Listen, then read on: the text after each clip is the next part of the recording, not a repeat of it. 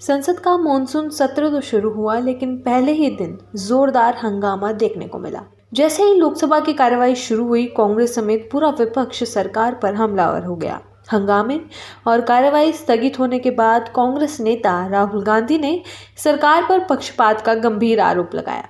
संसद भवन के बाहर मीडिया से बातचीत करते हुए राहुल गांधी ने कहा, मैं विपक्ष का नेता हूं, मेरा काम है जनता के मुद्दे उठाना, लेकिन सरकार मुझे बोलने नहीं दे रही। जबकि रक्षा मंत्री और अन्य सरकारी नेताओं को सदन में बोलने की पूरी छूट दी जा रही है। क्या लोकतंत्र में विपक्ष की आवाज दबाना उचित है? राहुल गांधी ने आगे कहा कि उन्हें लोकसभा में अपनी बात रखने से रोका जा रहा है, जो कि नियमों और लोकतांत्रिक परंपराओं के खिलाफ है।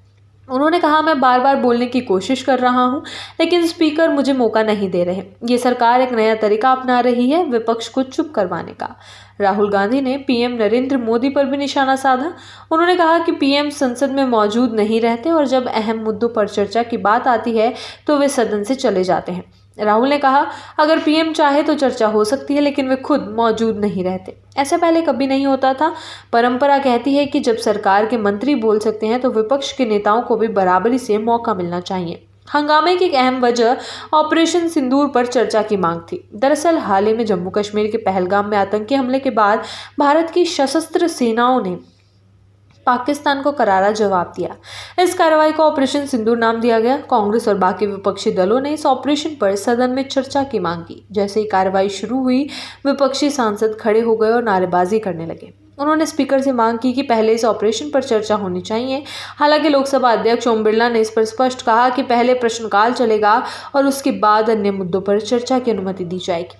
लोकसभा अध्यक्ष ओम बिरला ने कहा कि संसद को नियमों के अनुसार ही चलाना होगा। उन्होंने कहा, संसद में नारेबाजी और तख्तियां लहराने की इजाजत नहीं दी जा सकती। मैं सभी सांसदों को आश्वस्त करता हूं कि प्रश्नकाल के बाद आप जो भी मुद्दा उठाना चाहें उसके लिए आपको समय दिया जाएगा। बिरला ने यह भी कहा कि अगर विपक्ष नोटिस देकर मुद्दे उठाना चाहता है तो वो उसे हर संभव मौका देंगे। उन्होंने ये अपील भी की कि सभी सदस्य सदन की गरिमा बनाए रखें और नियमों का पालन करें।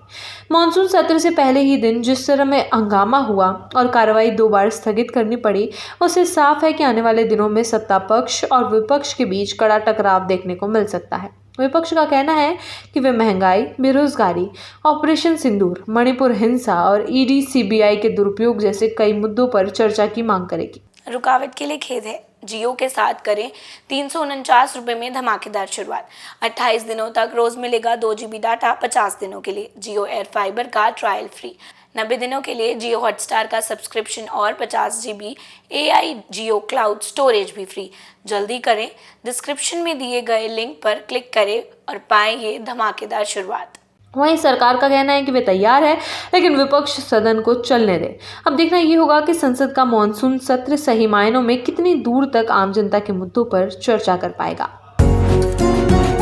डॉक्टर ऑर्थो, अब दर्द भी घुटने टेकेगा।